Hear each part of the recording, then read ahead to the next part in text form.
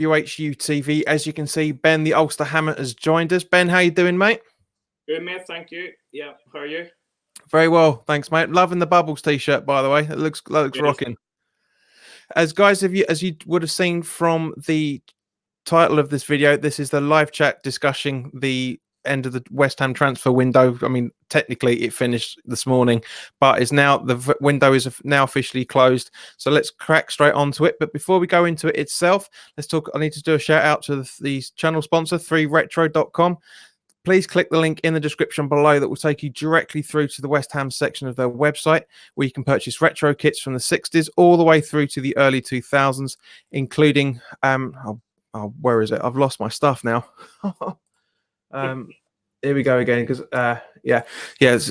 here we go. Perfect. You can purchase retro kits from the 60s all the way through to the early 2000s, including the 1976 home kit that inspired this season's home shirt, and also the 1980 FA Cup final away kit that inspired this away kit that's coming for this season. There's also Admiral and Umbro track jackets, polo shirts, sweatshirts, and t-shirts. To go check those out.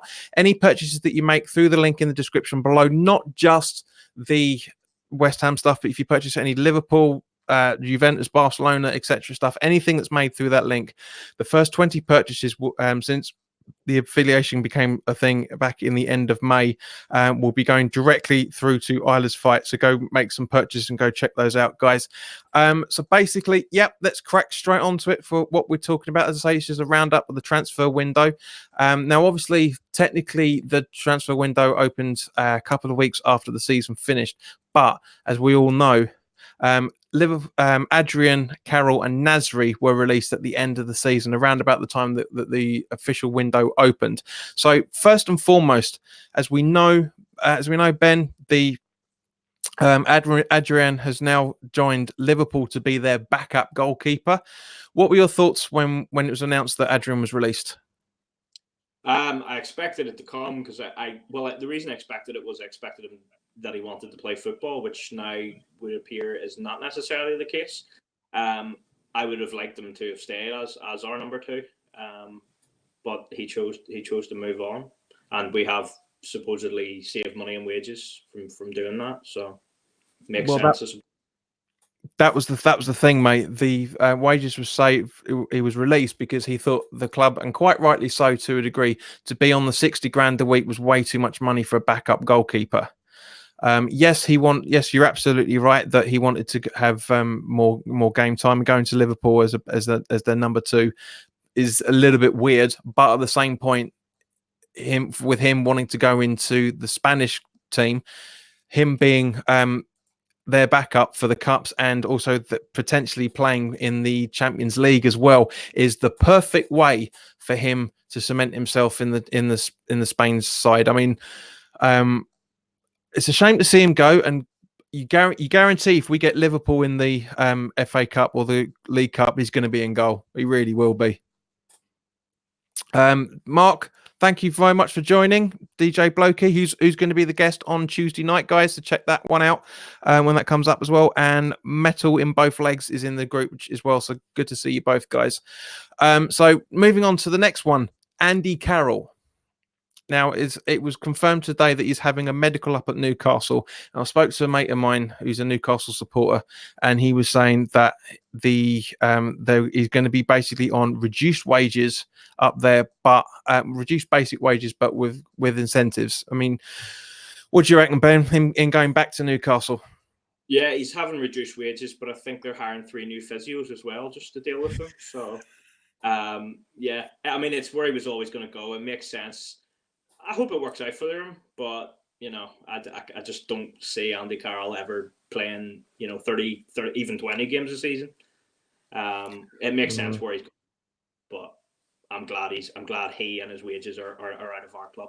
So yeah, again, mate, 100%. It was a shame the way that it had to be. That he went out on the free and he didn't really get a proper send-off in that regards, because the last time we saw him when it was the last home game of the season, he was limping around with his Robocop boot on. So it was a bit of a shame, but this football, unfortunately. And again, yes, 90 grand a week off the wages. So it's 100. So that's 150 grand a week. We saved moving those two on. And the third one, Samir and Nasri, who ended up with Anderlecht with, I think Vieira's his manager now, isn't it? Oh, Vincent Company. Well, I know it was one of the two. I couldn't remember which one out of the two it was, but yeah. So thoughts on the 6 months that Nasri had with us, mate? Again, too much money for too little games. I mean, he showed quality that we all know he had. If you could get him fit and you could get him maybe to lower his wage demands, then yeah, he's a great player to have around. But given the players that we have now in that similar position, wages wise, games not playing, injuries, had to go. Of course, mate. And guys that are watching this, the 12 people that are watching this, guys, put your thoughts in the live chat about how you feel about all the players that we're talking about, not just the new guys, but how do you feel about these three? Let me know. Let us know your thoughts in the comments in there. Now, obviously, because we actually sold some players as well. So let's just get that up there as well. So we sold Arnautovic, as we all know, for what looks to be about in pound sterling 22.5 million, give or take a couple of million, to the Chinese club SIPG. Ben, we never really got a chance to talk to him about him as yet. And the reason being because I wanted to save it for this video. Your thoughts on Arnautovic? Go. I never wanted him from January. I couldn't bring myself to cheer when he scored towards the end of the season. His attitude from then on, I would have had him rotting in the reserves very happily. Quality player, no doubt, can't argue with that. But loyalty counts for everything. Give me 100 Mark Nobles over one Marko Arnautovic. Any day of the week. I'm glad he's gone far too cheaply, in my opinion, but we should have sold him when we were offered the money in January. But at the end of the day, I'd rather sell him cheap than let him rot the rest of the squad, because it is infectious with bad attitude and bad behaviour, and especially when we've got a crop of young players out there that are looking up to the likes of these people. The fact that we give him a pay rise in January, it's a disgrace, to be honest with you. What message does that send? But he's gone, and I'm delighted he's gone. I never want to see him near the place ever again. Yeah, and quite rightly so, mate. We never will. Did you? I don't suppose you got to hear the West Ham Way podcast last night, by any chance? Did you? Yeah. Oh. X came out with a very, very interesting story, because apparently a few people were tweeting him, asking for information about Arnautovic and what he was like in the background.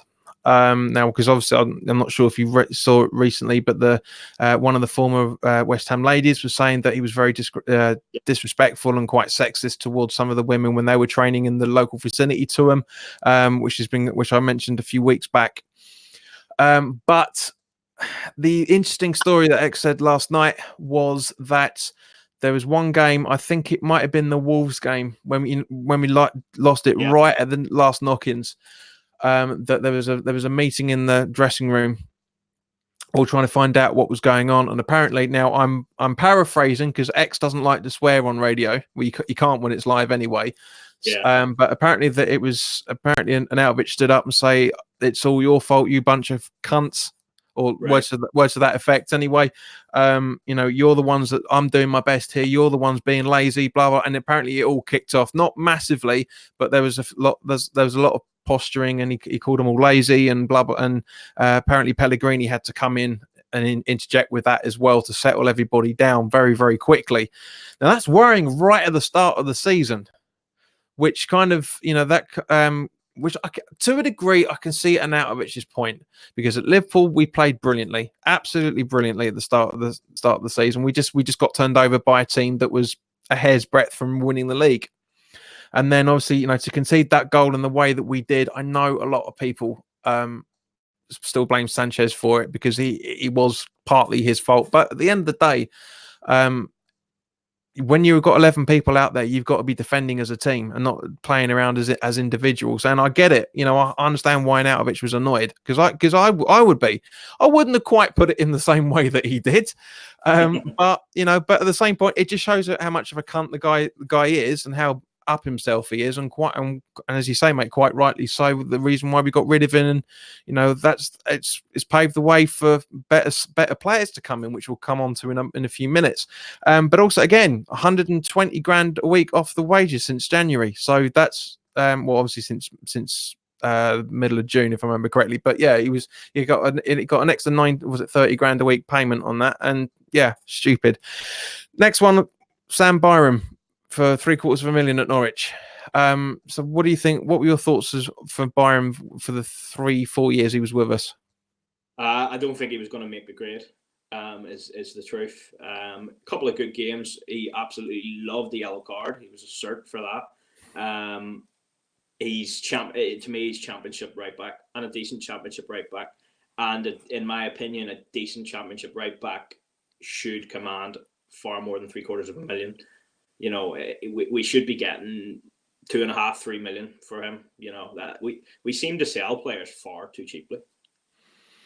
But at the same point, mate, it's more of a case of this is more to do with how much his value actually is to the club. We might as well just released him, paid his contract off, and done it. But I can see why at the same point, because there was rumours going around that he and Hugill were being offered to West Brom. For what was only, I can only really think of probably not much more than he was sold each for those two, really.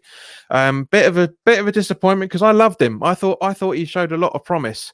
But you're right, was way too hot-headed, probably trying to overcompensate in certain guises, I should imagine.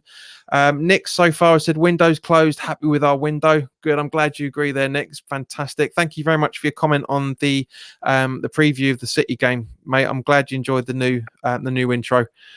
Also, Lucas Perez went to Alvarez for around about £2 million.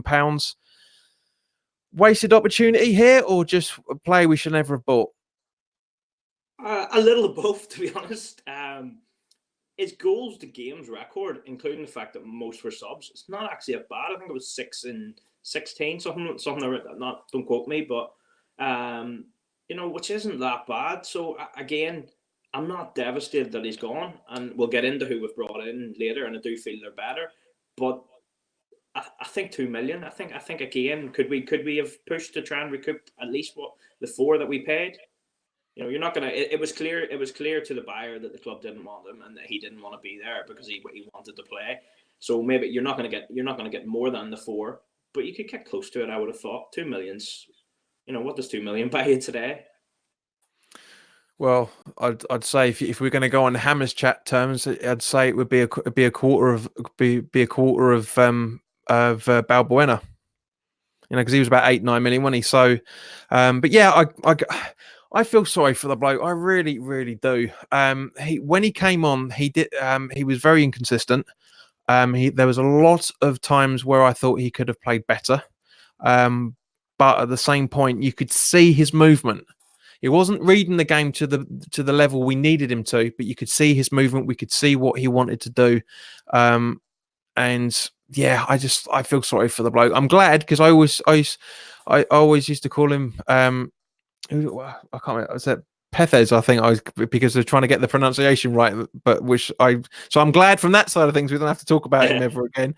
But I thought I was shocked when he came in from Arsenal. Very shocked. But I said, let's give him a chance, and we gave him a chance. He scored a brace against Cardiff at home. He scored a brace in the Maxfield game in the League Cup. So I thought, he's got his bit of his mindset here. He's looking like a decent player, and then he did what he did. So I can't say I was disappointed in him, because it's a bit harsh to say you're disappointed in somebody, especially if they're only there for a year. But at the same point, it wasn't really my. Exactly, it didn't really meet my expectations, shall we say? So I go on, mate. No, I was just going to say, do you feel, because the movement definitely was there? Do you feel, had he been there this season with a fit Lanzini, with a Fornals, do you think he might have benefited more from that, because he was making the runs, he did have the movement, and then I suppose you remember the Leicester game as well. He scored and it was given offside. It was a mile on, so he made an impact when he was on the pitch. I'm not saying he should be our number 1 starting striker, but Is it worth 2 million to the club, or is it better to have a player that you can rely on in a crisis, or you can rely on from the bench maybe to get you a goal, get you back into a game? That's a fair question, mate, to be honest. Yeah, I didn't really think about it because obviously, it's hindsight now. But with Fornals and the potential of Haller seeing him in the right position and getting an assist out of him, yeah, it could have happened. It could have happened. But yeah, it's a shame you never got the chance to try that, because we got rid of somebody that, at least in squad terms, was a very, very fringe player. And then we'll never know, but there is a distinct possibility that could have happened. I agree, mate. It's something. It could have really there could have been something better from him with a better assist, because he wasn't getting much from people at the best of times. So that there's always, you got to look at it at both sides. Yes, there's a big argument to say he was shit. Yeah, I get it 100%. But at the same point, a striker, it's like what George Graham used to say about goalkeepers. He always used to say that a goalkeeper is as good as his defense. A striker is only as good as the midfield. So it's 6 and 2 threes really. Yeah. Unfortunately. Where are we, Bob? We will talk about the new signing that you made a comment on. We'll come into that later. We're just going about who's left the club so far, but trust me, mate, that will be discussed. Who else has got in the group? Is it Lawrence Salmon? Good to hear you, mate. Looking forward to the season now. Yeah, definitely, mate. Good. I'm glad you are as well. I've lost my bloody mouse. Where are we? There we go. Because it's on a timer, mate. So if you don't use it for a certain bit of time, it just shuts up. So yeah, it's good to see you. Good to see you, mate. Where are we? Kent Hammers as well in the group chat. If Perez wages was that we were saving his wages too much for a bench warmer, we gambled on him, didn't work out. Goodbye, Lucas. Yeah, I agree, mate. Definitely. Yeah, too. Yeah. Yeah. I mean, you've absolutely nailed it on the head there. Really, really have. And the last one, Aaron Mooney on loan at Brighton. There. I know, Nick, mate. He was one of the players I was thinking we could get, but if we'd have bought in Mooney, we wouldn't have bought in for now. So, you got that bit of a balance there. So to round up for the other player that we sold, Fernandes, 6.75 million over to Mainz quite early on in the window as well. I was a bit disappointed with this Edimilson sale, to be honest with you, but I can understand it. Ben, your thoughts, mate? He's the one out of them all that disappoints me. I feel there was potential there still. He's now a full Swiss international. He's versatile, can play in a few different positions. I don't think he's a world beater, but I feel there was still potential to come. When I look at our squad now, I can't see where he gets into the team or even to the bench. So I wonder if we could have loaned him out for another season. And then took a look at him. However, if we needed that money in terms of to buy players, then fair enough. But again, 6.75 for a young player and full international that has potential. You look at that and you think, if that was a Mainz player that was young going to the Premier League, you know full well we'd have paid more. We'd have had to pay. We wouldn't get their players for that. So why do we sell them for that? Yeah, exactly, Ben. And just to interject, sorry, really quickly, Neil from South Australia. Good morning, mate. He worries me the amount of times he gets up in the mornings. I know you're retired, mate. Before you say anything, but yeah, you got better things to do, haven't you? No, it's great. It's great to see you, Neil. Great to see you. But yes, no, Ben, I agree with you, mate, 100%. My instinct on this, because obviously he was on loan last season for the majority of the time. I kind of think there was he sat down with Pellegrini relatively early on in the end of May, beginning of June when he came back, and they said, well, how are you feeling? I said I want to get more game time. I said, sorry, mate, you're not going to find it here. And he probably said, right, let me go back to where I was. I was loving playing in that league. So I reckon that's going to be the case. But you never know, as I say. But yes, I thought he did all right under Bilic, to be honest with you. The way he was playing, he showed a lot of potential, as you say. He had some great movement with him. A few times I saw little glimpses of what we saw in Morrison when we had him. That's that sort of quite well aware, but needs to be polished. Kind of the way that Antonio was when he first came in, and still is to a degree. That you can see that there's a player in there. It's just getting the right part of him out, and that's excuse me, that's a good sign, but I can understand the sale at the same point. You know, I was disappointed this time last year when we sold I can't remember the kid's name. I can never pronounce him properly. The guys at Watford with a very very unpronounceable name who's played about 2 or 3 games for them last season. Mingos Kina. Quina, yes, that's it. Perfect. Thank you. Again, very similar to Fernandes. I thought he had a very, very good movement to him and a lot of potential, but the Premier League's too cutthroat, unfortunately. Nick Swire Thompson, thoughts on Diang? I'm guessing he means Diangana, which brings us actually quite nicely round to what we can talk about next, the loaned out players. So first and foremost, Josh Cullen has gone back to Charlton. He's only got 12 months left on his contract. What do you reckon here, Ben? I don't think I have for a couple of years. I haven't thought that Josh Cullen will make the grade. Unfortunately, I'd love him to. I'd love to be proved wrong. I just can't see it. And it's good for him to go back to the club that he knows and now playing at a higher level as well. But I can't see, especially with being 12 months left. I think a lot of teams you seem to see they get their young players to sign a new 3-year deal and then they go out on loan. And I think we would have done that had Pellegrini really felt that Cullen was going to make the grade. Could be wrong, and I hope I am. But yeah, that's my thought. Yeah, I know, mate. I mean, when I said when it was announced that he'd signed a 1-year extension, I said this is the end of him, and it looks like it's going to be now. Now, him and along with Diangana, which we'll talk about in a second, have both got clauses in their loan deals to be recalled in January if we need to. Now, my instinct on this is that Cullen's gone. He's either gone in January or he's gone next June. It's one of the two.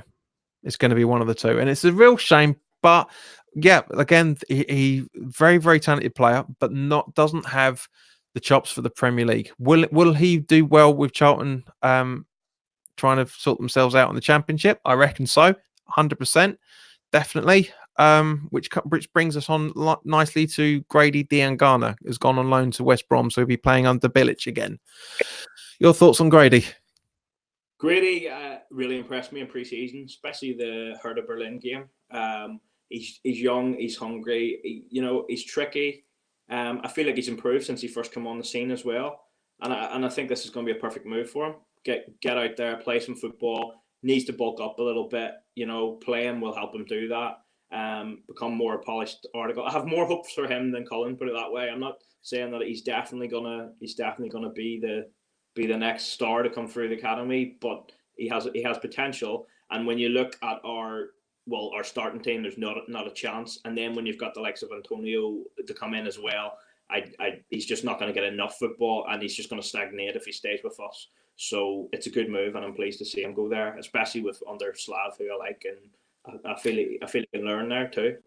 100%, mate. They are doing a massive, massive push to get to the Premier League, I reckon, this season.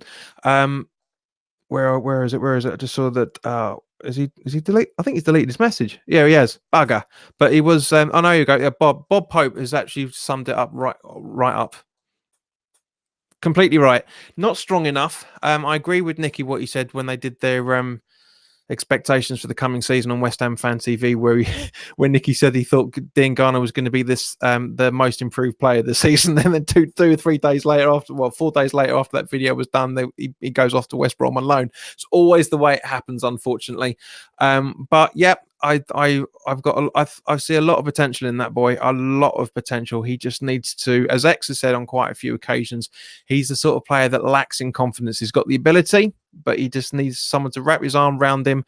And obviously Noble was doing that quite a lot with him. And when he came back, showed a lot of resilience. We talked about him about the Hertha Berlin game where I thought that he was showing what he was capable of, but you still weren't 100% on him at that point, which is fine. Everybody sees the game in completely different ways. But yeah, I kind of think this is going to be his make or break season to a degree.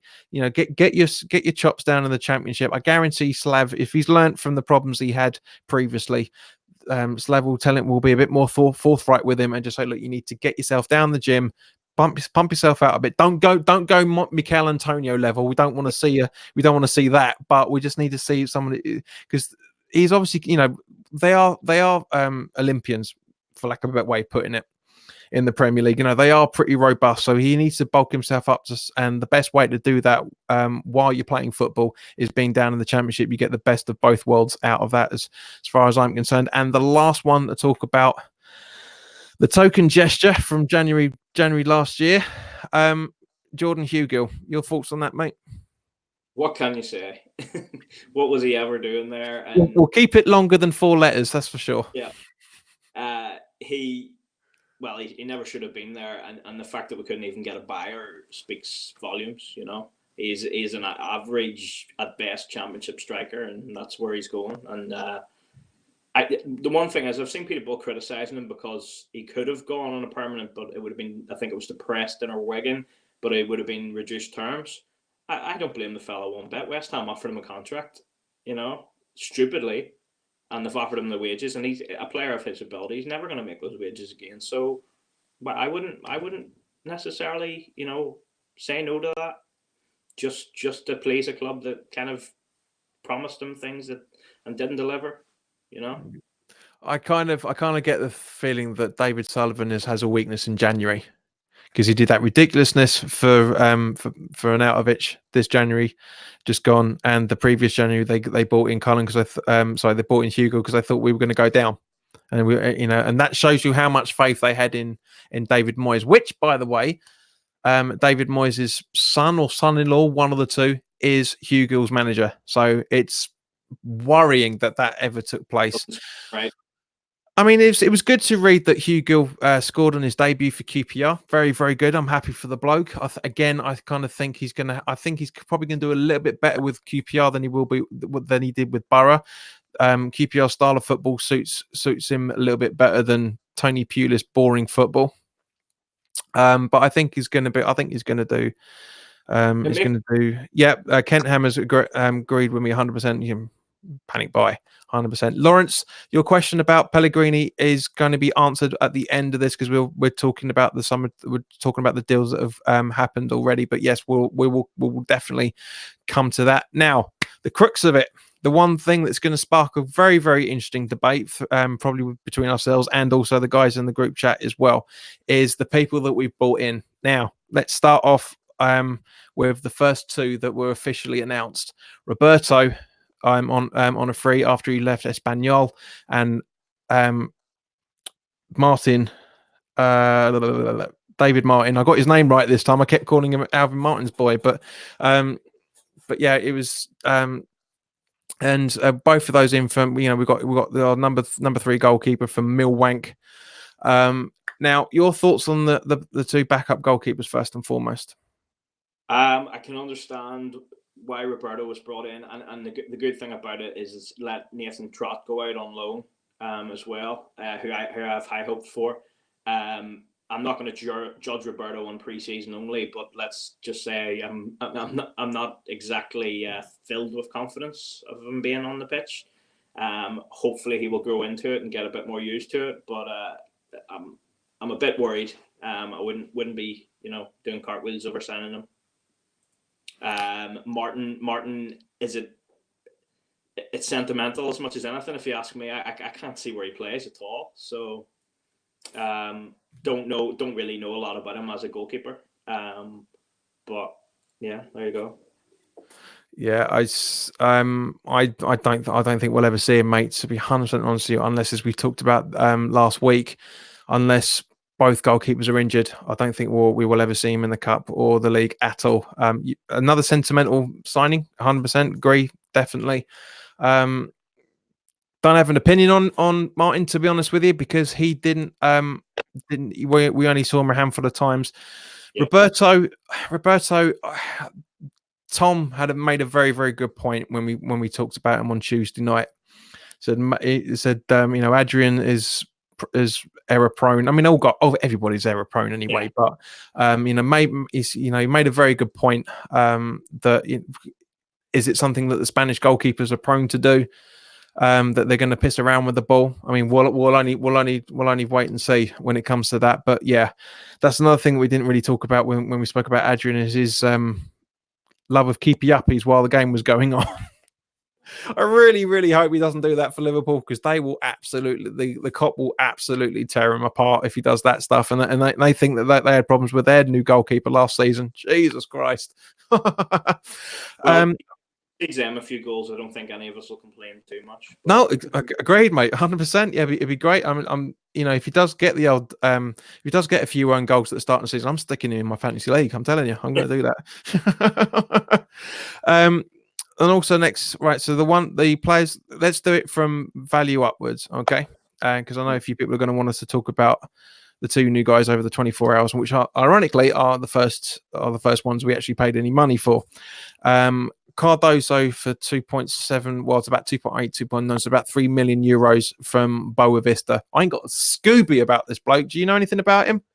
Don't know a lot about him either, no. All I know is he's highly rated. I know that Hugill does his homework. Pellegrini specifically wanted him, and that he will push, if he really is that highly rated, he will push, the likes of Ogbonna to kind of maybe up his game, which is well overdue. So low money, low risk, so it's worth it in my opinion. Agreed, mate. At the end of the day, we spent next to nothing on Balbuena, and that turned out. I'm not saying that. I mean, this kid's got a lot of potential from what I'm reading. When me and Tom talked about it when the deal was announced earlier on Tuesday morning, I went through a few bits of his details, but there's not much to talk about because the kid's 18 years old. And it's like I've never watched Boavista play ever. I never even bloody heard of him, to be honest with you, until this news came through. So, but yeah, you're absolutely right. It needs to give Ogbonna a kick up the arse. To be honest with you, I think he needs to give Winston a bit of a kick up the arse as well, for that matter.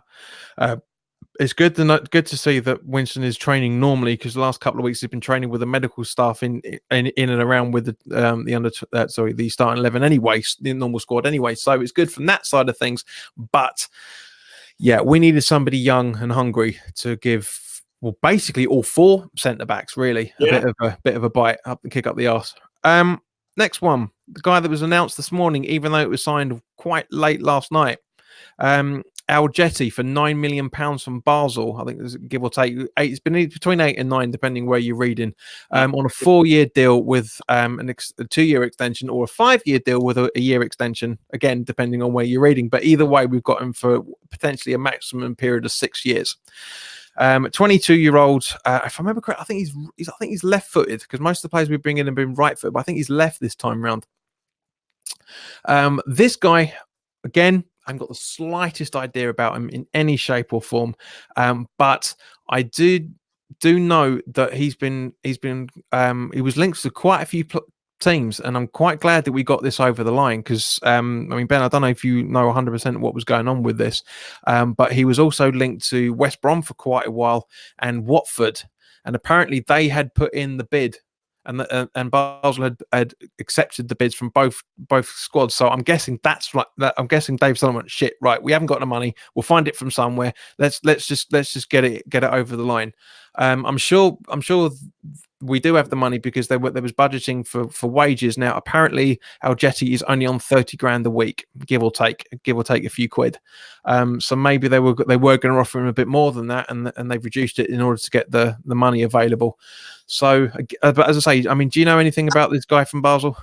I don't know an awful lot about him, but it pleases me, this one. As you say, he's on lower money maybe than Perez, cost a little bit more, but he's younger. His goal scoring record is pretty good. I know Swiss football isn't exactly a Premier League, but he's young. His first interview that I saw there, he seemed real hungry. He seemed excited, enthusiastic. That I was talking earlier about Arnautovic's bad attitude to the squad is infectious. So was someone young, hungry with a good attitude. It'll push people. It'll push Chicharito as more than anyone probably. And there's potential there. So I'm pleased. I don't know a lot about him, but I am pleased that we got him, and I think we needed someone there. Yeah, I just hope he turns into be a somebody rather than just a someone. It was interesting reading Pellegrini saying that he's not only is Ajeti going to be pushing, as like I say, Fernandes and even Antonio to be there, but he said he's also hoping he's going to push Haller to that as well. Haller, I keep calling Haller. It's Haller. I've got to get that right because otherwise my mate Steve's going to rip me to pieces about it. But yeah, Haller is. So that was quite interesting to say that a 22-year-old, relative, as Kent Hammers is saying, a punt, is going to try and be used. Not used is the wrong way to say it, but has the potential to push our most expensive ever player. That's quite a bold statement from Pellegrini. It really is. But I'm loving this fact. I really do. It's very, very good that we've been able to bring in a striker, because that was the one thing I was really stressing about. You know, we've got 3 right backs. We've got 4 now. We've got 4 centre backs. We've got 3 left backs as well, because Johnson for both wings. We've got 3 goalkeepers. We've got at least 3 wingers on either side. We've got 4 and a bit, 5 midfielders, and up until yesterday afternoon, two strikers. Is Carlos the bit? Carlos. Sanchez. Yeah, well, yeah. I mean, because yes, he is the bit, because it's. I thought you meant it was a bit something else, but no, yeah, well, he is a bit something else as well. But yeah, it is. It's we would only really have 2 strikers, so now we've got 3 potentially, to quote Pellegrini, Antonio in the mix as well. So 4 strikers in there with. Hopefully, Zonde Silva will be able to get himself sorted out for January, because he's not being given a squad number for this coming season, because of he's not match fit. We need the room in the space, but he'll even be deemed as homegrown anyway, so that doesn't matter. But yeah, I'm now we've got the potential, as we're talking about in the defense and strike, is being a bit more enforced now. I'm reinforced now. I'm looking very, very looking forward to seeing what's happening in the next. Well, looking forward to we'll see what's happening in a couple of days, much less for the next 38 games ahead of us, plus obviously the League Cups as well.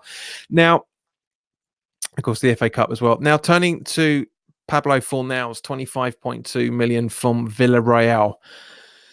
Before I say anything, what are your thoughts of him over the last couple of pre-season games that he's played?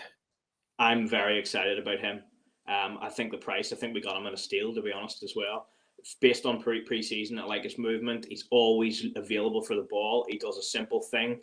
He does it well. He can beat a man. I also watched a lot of the Spain under-21s and Euros, and he was very important there. He played out in the left more. He can come up, he can score a goal. No, I'm excited for him. I really think he's a good signing, and I think we got him at a very good price. Yeah, I am so glad that we bought him before the under-21s European tournament. So glad. X is 100% right on this when he said that his value's gone up at least another 15 million since we bought him because of that. I know he wasn't that much of a standout player in the tournament, but he played ridiculously well. And because when it was, I think it was the second Spain game, when I did some videos with Hammers Chat, me, Gio, Ash, and I can't remember his name. He's going to kill me if I ever see him again. If he's not watching this, but Bez.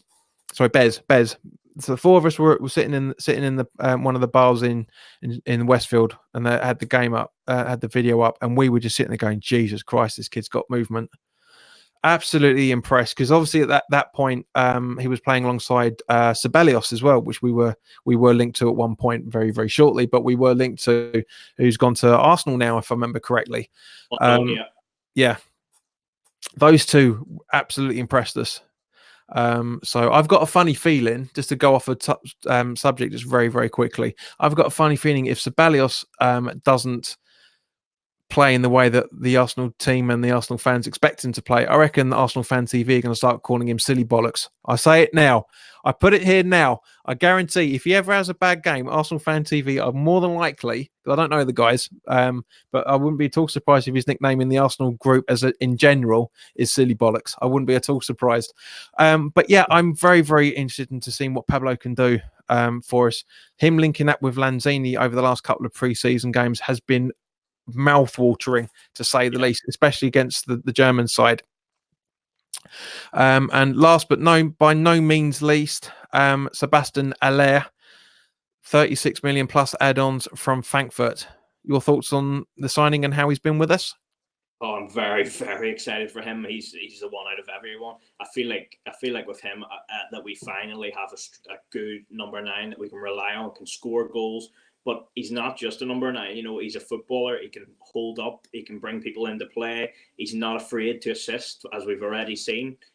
His movement is fantastic. He's worked hard. I'm excited for him. I just hope the usual West Ham thing doesn't happen and that we can keep him fit. So. Yeah, I mean, we touched on it previously as well last week. And again, he's done what I was always wanting to do. He did this against Bilbao, set up Wilshere for that goal. I'm really struggling to put it into words how excited I am for seeing Haller. You have no idea, as I say, because in the preseason games that he's played, he's got 3 assists and 1 goal in 2 games for a bloody striker. Some of our midfielders don't do that. You know, I just love the fact that he's not selfish in any shape or form. I love the fact that he seems to speak English quite fluently as well. That's really, really going to help. Because so go on. He's linked up well so far with Lanzini and with Fornals as well, which is good. And I've noticed where he's sometimes had the ball and they've made a run ahead of him. So he's not afraid, as you say. The goal for Wilshere proves it. You know, he was outside of where you'd think a number 9 always would be. But he knows that there's movement off him, and he's happy to go out there and make things happen as much as wait for it, to be put on his head or stuck in towards him. So he looks fantastic, and he looks at that price again. I was hoping for Maxi Gomez, but right now, I mean, I don't know a lot about Gomez, but right now, I don't think I would swap Haller for anyone. That we've been linked with. Say again. That we've been linked with. I mean, I'm not saying if Cristiano Ronaldo came on. Yeah, mate. Honestly, if anyone was watching me while you were talking, I wasn't. I haven't got something stuck in my teeth. My mouth is literally watering at the thought of Lanzini, Wilshere, Fornals, Haller all being on the pitch together. I just really, really can't wait to see how this is going to go down. I think it's going to be brilliant. I'm really, really can't wait for the season to properly start and how we get on against City. Now, Ben, what I want us to do is to turn it over to your suggestion. We talked about before we went live and a little bit this morning. Now, so let's break it down by all 11 positions. Okay, so goalkeepers. Are we stronger or are we weaker? I'd have to say we're weaker. Why? I would say I would say we're weaker because obviously I don't have as much confidence in Roberto as a number 2 that I do Adrian. So that on that basis, I mean, Fabianski's going to be our number 1 anyway. Perfect confidence in him, of course. But if it came to it, and for the likes of cup games, to be honest with you, based on what I've seen, I know Roberto can't get better if we don't play him.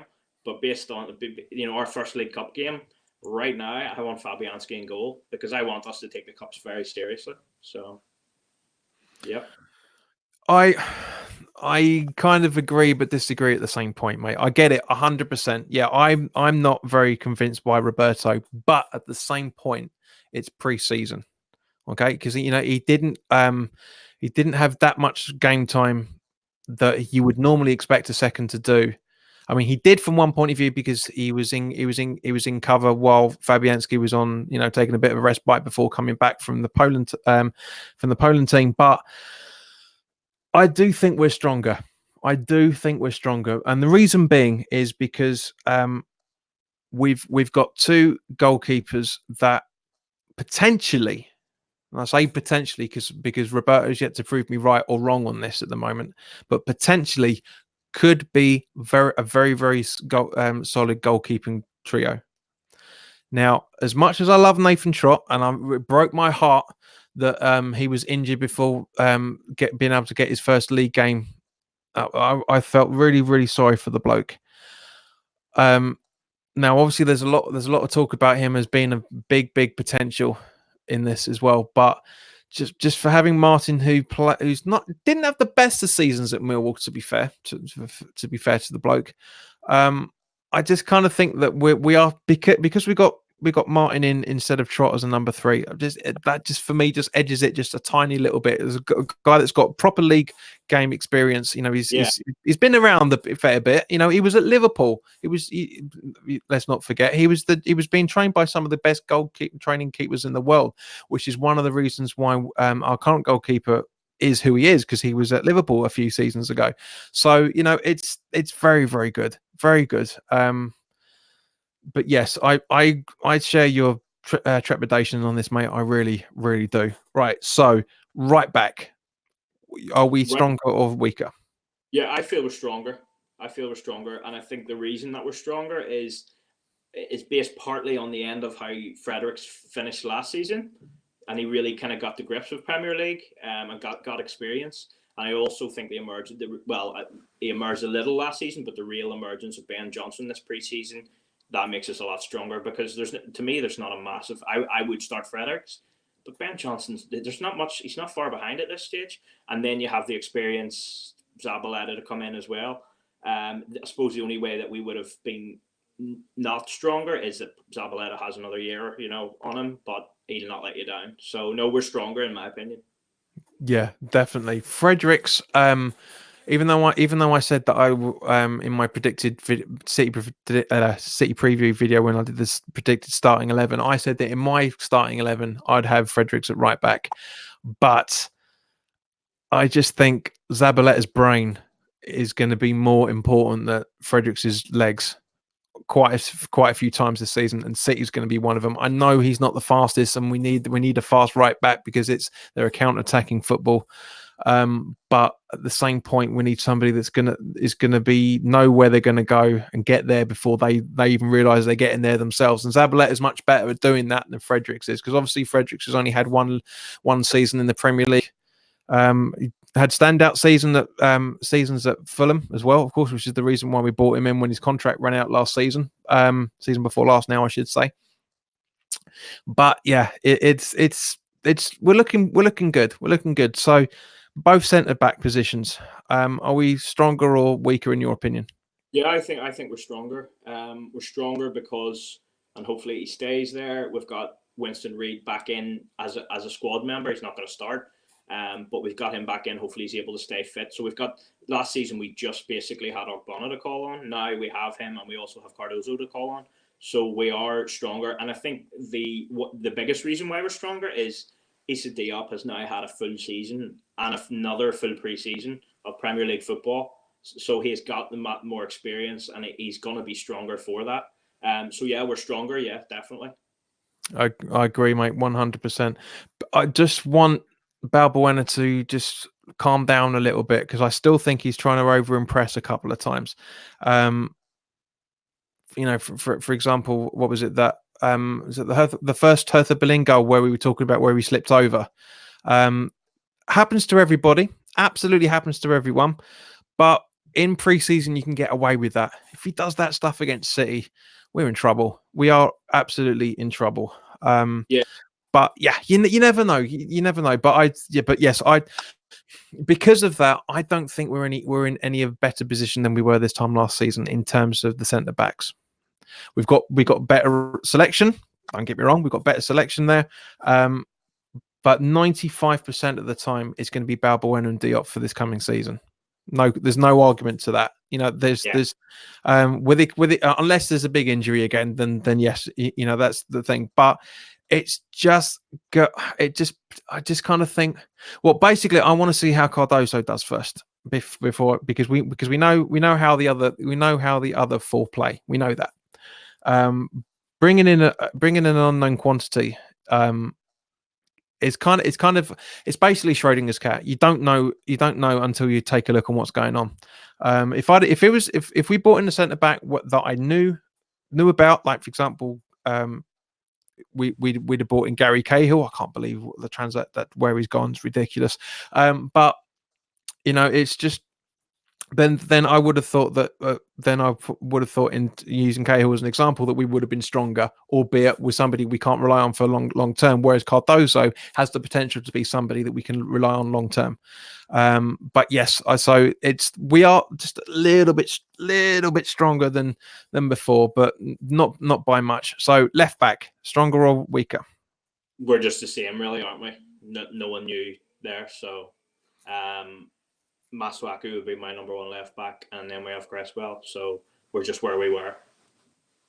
Yeah, I agree. For me, however, Johnson's my number one, just because he's not tainted in the way that Cresswell and Masuaku are.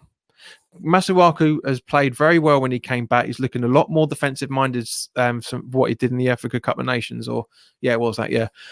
So he is looking better. He's looking better. I've been saying what Masuaku's potential's been for a good 2 years now. I think it's brilliant. I think he's a very, very good player. I'm very, very glad that Pellegrini gave him the contract extension.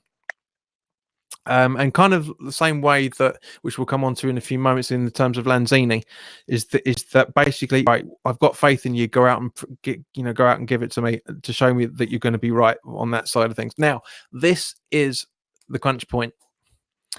Defensive midfield. Are we weaker or are we stronger?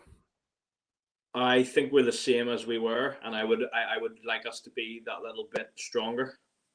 That is the one area that I would have liked us to invest in this summer, on top of what we already did. Obviously, we've got Declan Rice, but if Declan Rice gets injured, concerns start to come in because the likes of Carlos Sanchez. I think I'd rather play with 10, to be honest. That's why I think we're weaker, because not only, of course, we've got Noble, we've got Wilshere that can step up to the plate when Rice when Rice is getting injured, because he's going to at some point. As much as I hate to say it, I don't wish any ill onto Dex under any circumstances. As he's an academy boy, he's had no injuries at all. And likewise with Noble. I mean, I know it's a bit ironic saying that now, but because obviously he's not going to be playing on Saturday. But in general, the academy boys don't seem to get injured as much as are the remaining other players around them. But as I say, we are more than likely going to be starting with Noble and Wilshere if Rice is injured at any point or suspended, whatever. But if one of those two go, then it's Sanchez, and that's what I'm already worried about already. Defensive midfield is I agree 100% is the one other position we should have really gone for on top of where we've reinforced. That's the chink in the armor as far as I'm concerned. As great as Rice is, and as great as Noble is, and as brilliant as Wilshere can do the majority of all midfield positions. I just have an inkling that Cardoso may be used there if needs be, because he's a young ball playing centre back, and what was Declan Rice, what was Reece Oxford as well when he, That's a fair point, mate. It's a fair point. Than Carlos Sanchez. Yeah, a lot of people have been saying Sanchez ever since he's given himself an Andy Carroll hair bun. He's been playing a lot better. So maybe the stress on the follicle gets his brains working a bit more. Who knows? But we'll see. We'll see. But yes, for me personally, as I said, it's the chink in the armor from otherwise a very, very tight squad. Now, right wing, stronger or weaker? We're a little bit stronger. Just given that if it's going to be, well, I think, and we're stronger slightly based on how Antonio finished last season. If you were to play Anderson there, he's had another year of Premier League football. So there's not much, again, we haven't really brought in there, but we are slightly stronger. Yeah, I agree with you on that point, mate. Because as right wingers, we've got Yarmolenko and Anderson that can and Antonio that can play in that position. So 3 there, I'm very, very happy about. As I said in the preview video yesterday, Anderson, for me personally, just looks better when he's out on his right rather than out on the left. Kent Hammers, your question, just to interject while we're talking about it, because Moby Dick has asked, what formation do you think we'll play? Kent Hammers has said 4-2-3-1. I can see that, definitely. Personally, I kind of think it's going to be more of a 4-1-4-1, but at the same point, it's still going to be the same players and Wilshere dropping back into defensive midfield alongside Rice when he needs it. I But think yeah, the opposition. I think against the City, I don't think we're going to play a 4-2-3-1. I think, as you say, we'll have more support there. Yeah. But but as I say, the reason why I went for 4-1-4-1 because it's probably the most attacking formation we can do. But Yeah. yes, we'll have Will. I should have said this last night. Really, I didn't really think about it. But yeah, we'll have Wilshere, as I said, dropping back into right between Rice and in they could probably alternate, to be honest with you. Rice dropping into centre back positions, so we have a 5-1-3-1 formation as and when needed. So that's what I love about this. Sport Guru, great stream, mate. Thank you very much, mate. I'm really happy you're enjoying this. It's actually bloody hell. We've been talking for 55 minutes already. It doesn't feel like it, but I knew we were going to have a lot of fun talking about this. But yeah, with the right wing position, we're absolutely solid, absolutely solid. So midfield, stronger or weaker? Not that I really need to ask the question, but go on. Yeah, well, not defensively, but other midfield we're stronger. If we're talking just centre midfield, because we have got. Right at this minute in time, we've got a fit Jack Wilshere who has looked superb during pre-season. Now, ask me in 4 weeks if we've got Jack Wilshere out for 3 months, and I might say a different answer. But yeah, we're stronger at this minute in time, and the fact that you can bring. I mean, we'll talk when we get further forward, but you can bring Lanzini in there a little deeper too if you need to. So yeah, no, we're stronger there in my opinion. Yeah, I agree 100%. I'm just changing because it looks like we bought Cardoso for £2. rather than the 2 million. I literally didn't notice it until now. So it's been up for about 20 minutes. I'm surprised nobody else has mentioned it in the chat either, to be honest. But anyway, but yes, midfield, I think we're a lot stronger, 100%. We really enforced with Fornals having Wilshere back, to use the stupid idiom that everybody else is using. He's a new signing at the moment. But yes, we are so solid. As I said to Nikki last week, we are overloaded in midfield. We are always overloaded in midfield. Even back in the Allardyce days, we were really overloaded with midfielders, and I love that because not only have we got those positions there to be quickly filled. We don't have to be. We're coming into a season, guys. And let's not forget this. We're coming into a season where our formation can do 3. Maybe 4 different formations in one game, depending on who the substitutes are and depending who the opposition is. So we've never really had that. We've had times where we go into maybe 2, maybe 3 maximum, but potentially 4 formations. It's looking brilliant. I'm really, really loving this. And the reason why we can do that is because we've got such a versatile midfield across all positions in midfield, defensive, centre, left, right, and attacking. That are all in very, very good positions when we've got the likes of Anderson on the pitch, Fornals, Lanzini, Wilshere, Antonio. The list goes on and on. But how what's the word of flexible the midfield's going to be. So to round up the midfield portion of it, left wing, how do you feel? Are we stronger or weaker? We're stronger because you can have Lanzini who's fit there. You could play Fornals there. He's played there for Spain under 21s. You could also play Anderson, who's had another year there. So we're definitely stronger there too. Agreed. And also we've got Masuaku who can pitch in on the wing as much as he naturally can as well. So, and likewise with Fredericks, he can pitch in on the right as and when. So that's what I'm talking about, where we've got that 4th dimension, so we say, to the position. So I absolutely love that. And I mean, because we can't really talk about attacking midfield because the majority of our attacking midfielders will be straight midfielders anyway.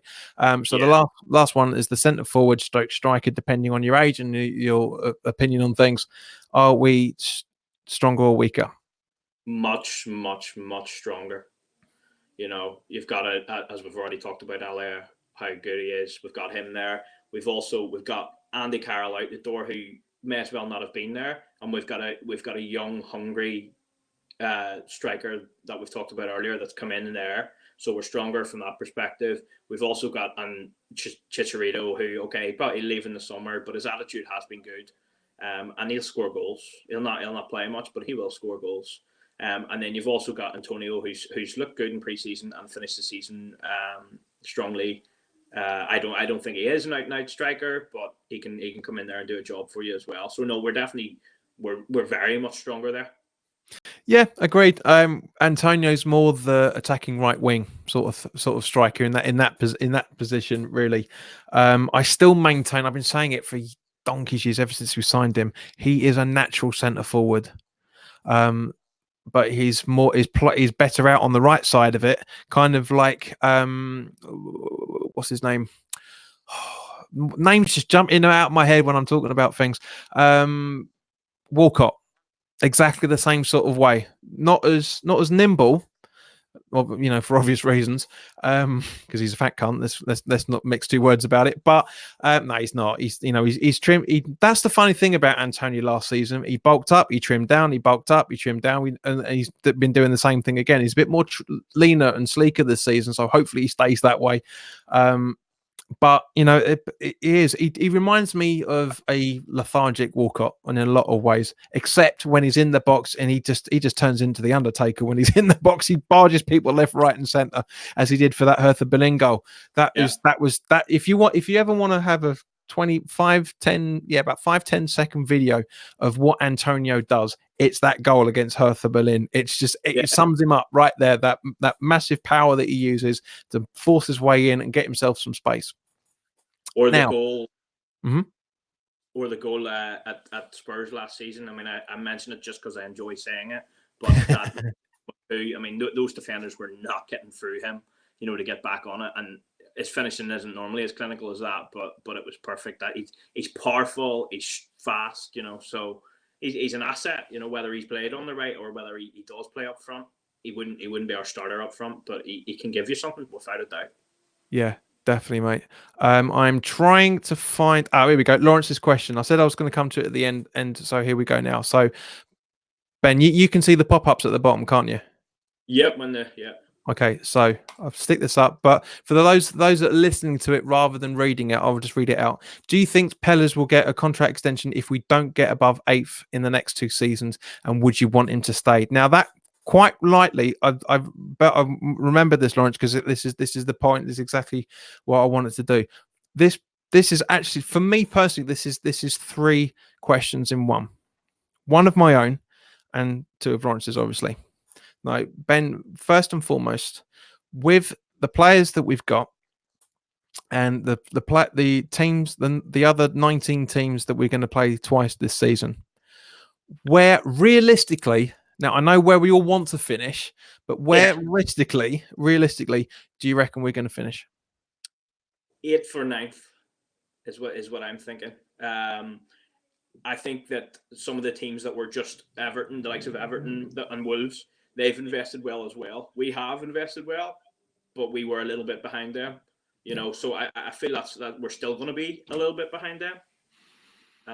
But to be honest with you, I'll be happy with that at this stage. You know. Now, I'm probably going to get a lot of hate for saying what I'm about to say, but I maintain we're going to finish exactly the same position I said this time last year.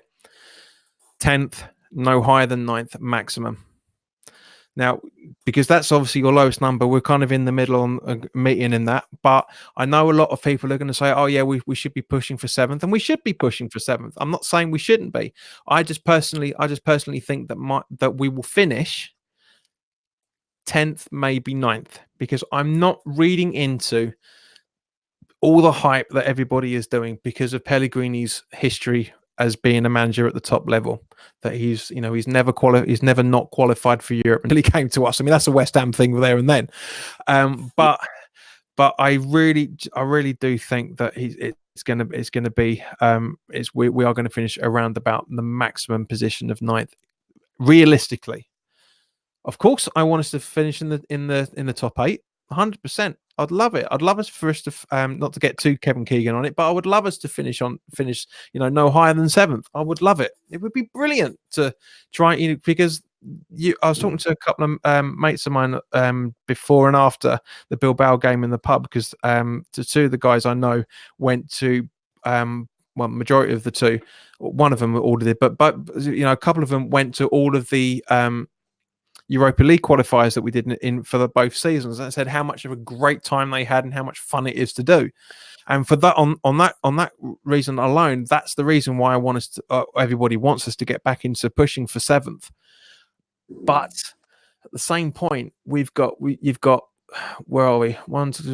Taking the so-called normal top 4 out of the equation, we've got 7 teams trying to push for 3 positions. 6-7 teams each season trying to get into those, to get into from 5th to 7th.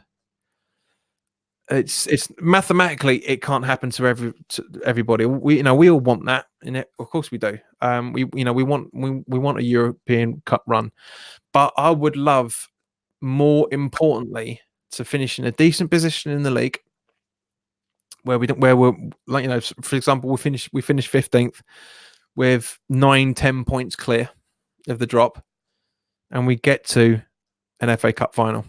That's what I want for next season. I'm not saying 15th.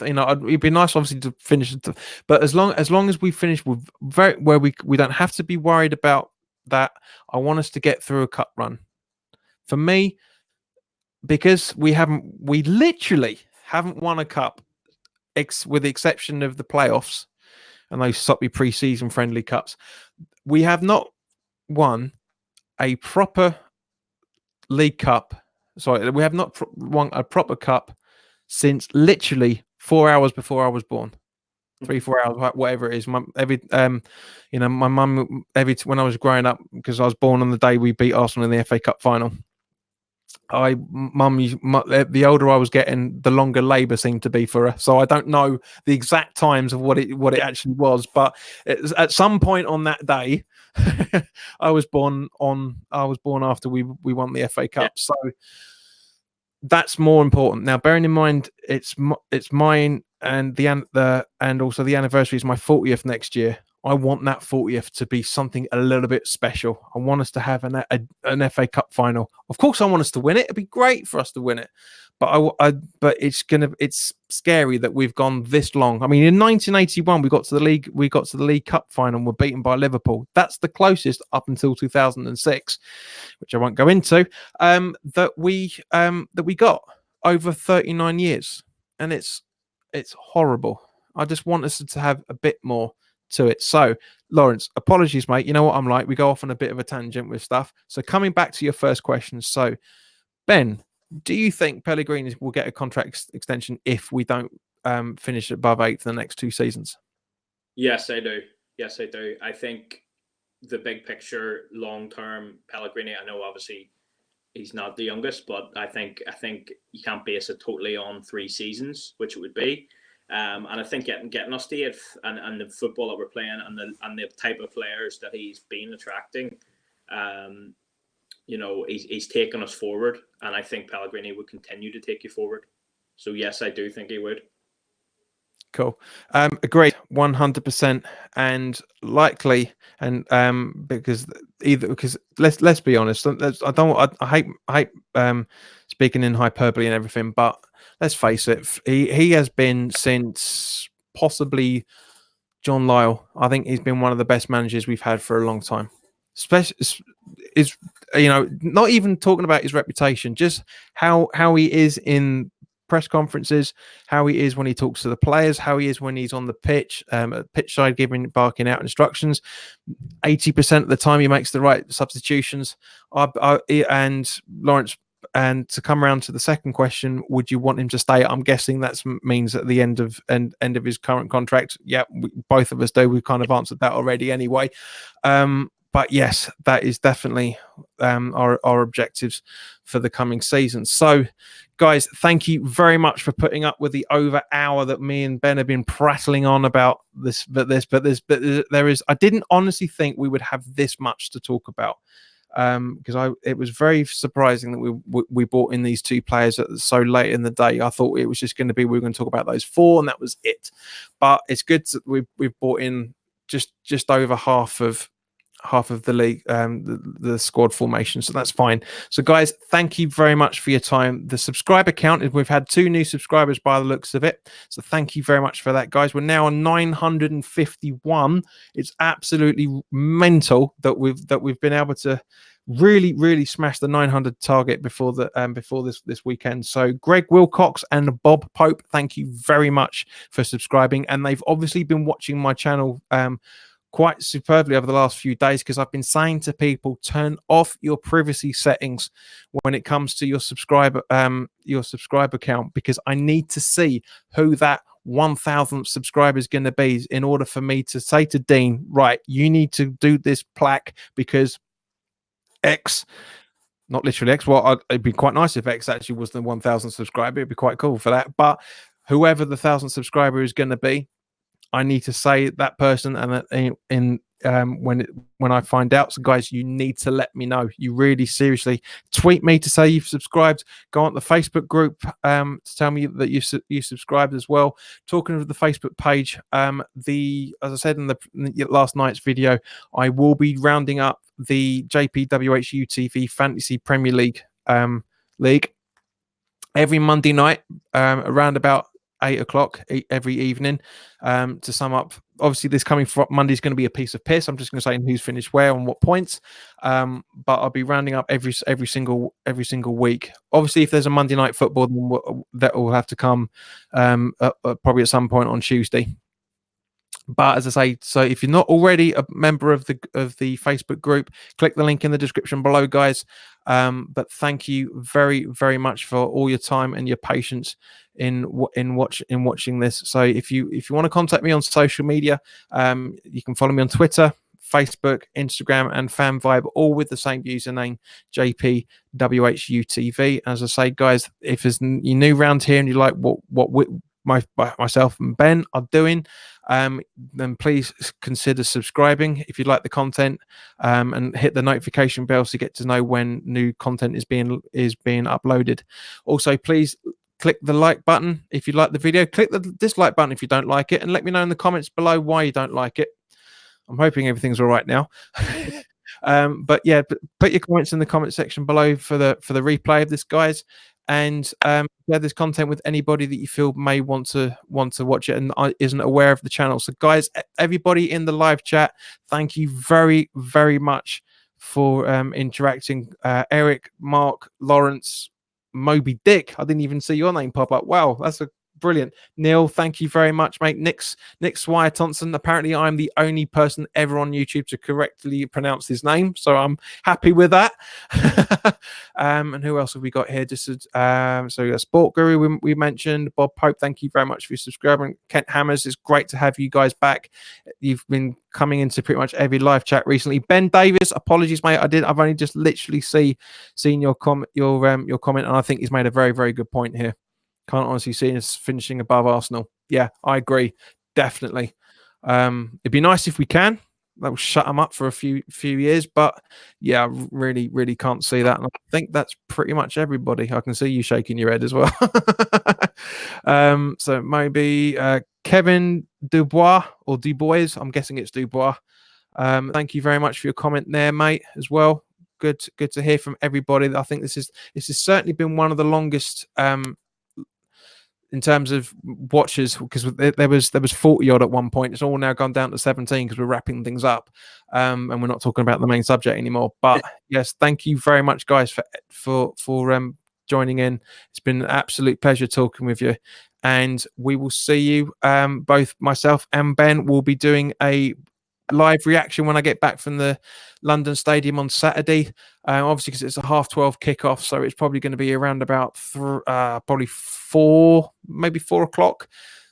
Check your notifications anyway, guys. But in the meantime, thank you very much for your time, and we will see you very, very soon. And I'm done. I've had 3 days on the trot of doing content. I need some time to relax.